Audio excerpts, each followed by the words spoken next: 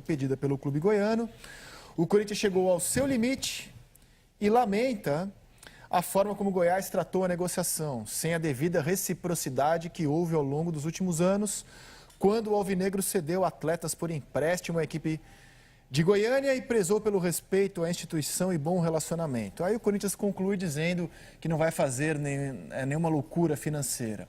Horas, aqui não é uma relação de amiguinhos, né? Sou amigo do Goiás, é uma relação de negócio.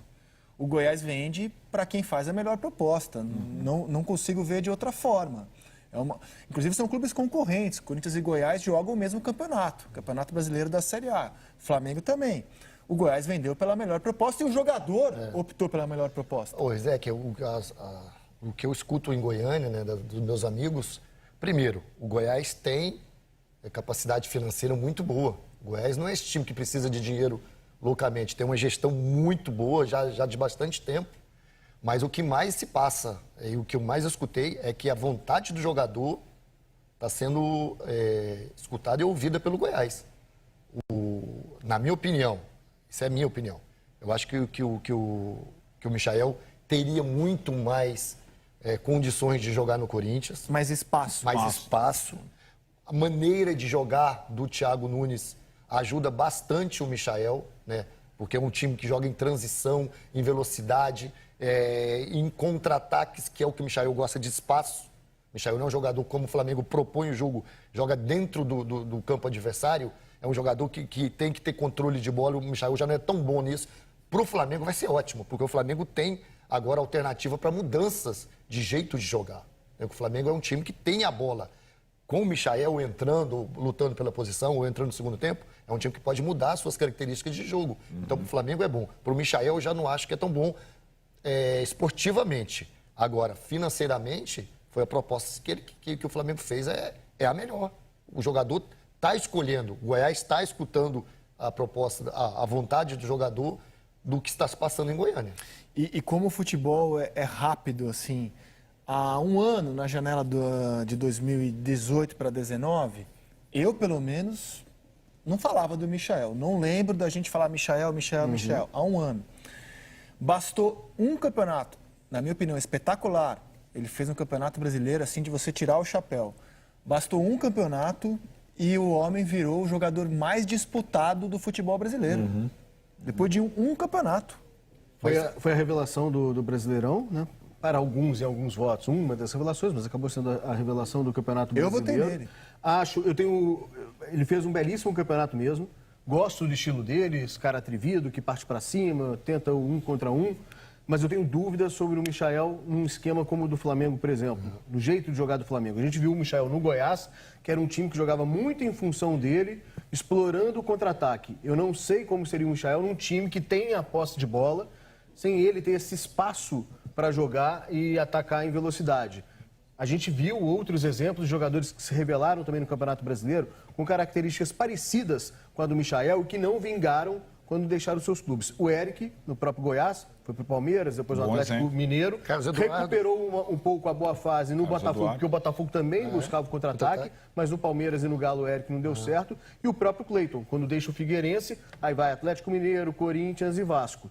Então, a minha dúvida em relação ao Michael é essa. Eu torço por ele, porque é um jogador que tem um estilo agressivo, que eu acho que faz bem ao futebol brasileiro. Mas eu tenho a dúvida sobre o aproveitamento dele no Flamengo, da forma como o Flamengo atua, concordando que o Jorge Jesus ganha uma opção, inclusive para mudar o estilo de jogo, se for o caso, se, por exemplo, o resultado ali do primeiro para o segundo tempo exigir isso, enfim. Em relação à nota do Corinthians, acho que o Corinthians podia ter se limitado a comunicar que tinha desistido do negócio. Não precisava colocar na nota um desabafo, como foi feito em relação ao Goiás. Passou um recibo, né?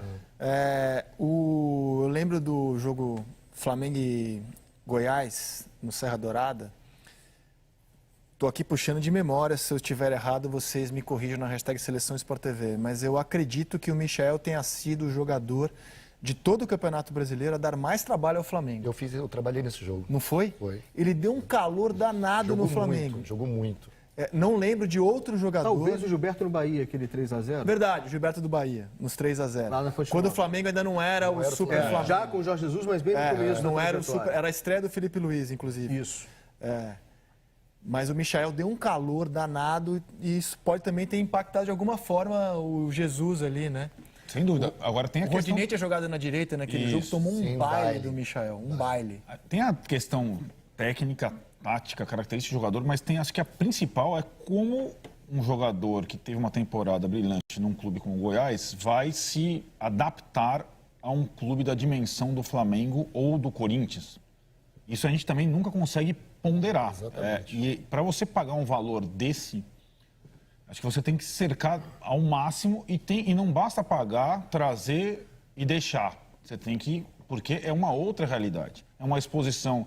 Então, quantas entrevistas o Michael deu como jogador do Goiás? Como jogador do Flamengo contra o Corinthians é todo dia. É todo dia. Se a unha dele estiver quebrada, a gente vai saber que a unha dele está quebrada. Se ele acordar de mau humor, a gente vai saber que ele acordou de mau humor. Então, essa transformação, às vezes, ela não é tão simples assim. Não é só a questão tática, técnica, também tem a questão do peso e da exposição de jogar num Flamengo, num Corinthians, que é uma coisa que muitas vezes o jogador não suporta, não aguenta. E acho que essa é uma questão que o Flamengo, se confirmar a contratação, tem que se preocupar e não assim, temos aqui 32 jogadores ótimos, esse é mais um e vamos deixá-lo, senão vai ser um desperdício. Você tem um exemplo do ano passado, quando o Palmeiras contratou o Carlos Eduardo do Goiás, Perfeito. que era um jogador, talvez não com o mesmo impacto do Michael, mas que despertava a atenção de vários clubes, todo mundo falava no Carlos Eduardo. O Palmeiras pagou 29 milhões de reais pelo jogador, uma bala, e nem usou. O Eric. E agora emprestou para o Atlético Paranaense. E, aliás, emprestou o Arthur para ficar com o Carlos Eduardo no elenco. Verdade, né? verdade. E ele nem jogou no Palmeiras Exatamente. praticamente. O próprio Eric no Goiás, o Eric veio, na época, com mais fama ainda do que o Michael, porque o Eric veio sendo artilheiro, arrebentando, sendo também o melhor do Campeonato Verdade, Brasileiro. verdade. Porque o que o Arnaldo falou, isso é fato, Zé. O jogador precisa muito de personalidade, ele precisa muito ter a confiança, né, no Goiás. Vou dar um exemplo. No Goiás, o Michael pode tentar 1, 2, 3 jogadas e errar, que não vai ser cobrado. No Palmeiras, no Corinthians, no Flamengo, são 2 erros, a torcida não tem essa paciência. Ele não tem o carisma ainda que o torcedor não tem, né, o respeito que o torcedor do Flamengo tem. E aí vai da personalidade do jogador. E eu acredito muito no Michael, mas aí tem que ter o tempo adequado, a confiança, o tratamento, para ele entender que vai ser no dia a dia que ele vai conseguir isso. Carlos, que está aumentando o seu elenco esse ano, trabalha de forma melhor do que o Palmeiras ano passado, porque ele monta aquilo que pode ser hoje um time reserva, com jogadores muito bons que vão disputar a posição para jogar. O Flamengo é o melhor time que faz as melhores contratações. Né, Quer ver, um possível time reserva do Flamengo hoje, com as contratações que estão sendo anunciadas e aquelas que estão encaminhadas, esse time teria, por exemplo, o César no gol. Eu acho que o César está bem abaixo do Diego Alves. Mas quando entrou, correspondeu também. correspondeu, Para a reserva. Gosto. O Orejuela, se vier mesmo, cara, é um baita reserva para o Rafinha. Baita Aí reserva. tem só uma informação do Paulo César Vasconcelos, nosso companheiro aqui, dizendo que o Jorge Jesus acha o Orejuela um pouco confuso na marcação e no apoio. Se for isso, sabia como se dará esse desfecho. O Tuller Confuso. é uma aposta. O Gustavo Henrique é um jogador que, para mim, vai brigar para ser titular, inclusive. Também acho. Pode até fazer o Mari e o Rodrigo Caio jogarem melhor do que já jogaram. Exatamente. O René é um lateral que foi o melhor do Campeonato Brasileiro há 2 anos. Se fechar o Thiago Maia, excelente jogador, porque hoje o Flamengo não tem um cara à altura do Arão para entrar. O Thiago Maia... o Pires da Mota, que o Thiago Maia... Acho que o Thiago Maia briga com o Arão por vaga no time titular. O Diego se revelou uma excelente opção ao Gerson, né? O Vitinho segue no elenco. Ele não é um armador, Mas melhorou muito, né, no final. como o Everton Ribeiro, mas o Diego pode fazer essa função de armação, eventualmente. O Michael, hoje, é um cara que pode substituir o Bruno Henrique, né? Ou até, eventualmente, não joga o Gabigol vai embora, o Bruno Henrique pode ficar centralizado, o Michel jogar na esquerda. A mesma coisa com o Pedro Rocha, que inclusive joga também de centroavante, jogou assim algumas partidas no Cruzeiro, Decidiu o Campeonato Mineiro jogando assim, inclusive. de centroavante. É decisivo assim. E hoje o Lincoln, que precisa de rodagem, mas pode ser o Pedro, porque o Flamengo ainda busca o Pedro. Então o Flamengo já tinha o melhor time do Brasil e talvez hoje tenha, se essas contratações se confirmarem, o melhor time reserva do Brasil também. Ou estou empolgado demais? Acho que está empolgado demais. É? Você não acha esse time bom? Acho bom. Mas eu acho que a principal diferença entre Palmeiras e Flamengo ainda é o time titular. A gente olhou o pacotão. O Palmeiras tem um monte de jogador, você até citou alguns, que ainda não...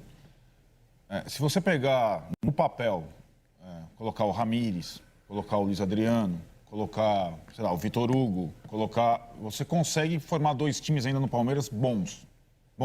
Também acho. A questão é que o Paulo falou ali, o cara do Palmeiras continua sendo um só.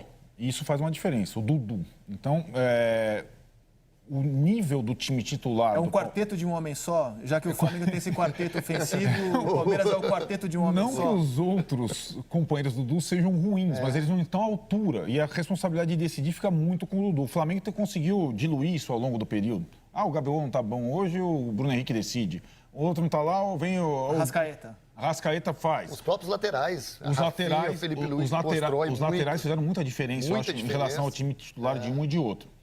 E acho que tem um terceiro time ainda que não está pronto, mas acho que esse time talvez ameace mais o Flamengo. Daniel, vou te interromper. Pode falar. Porque o Dudamel... Pessoal, eu tô aqui em Singapura e dá uma olhada nas notificações de vendas que eu recebi só hoje pela manhã.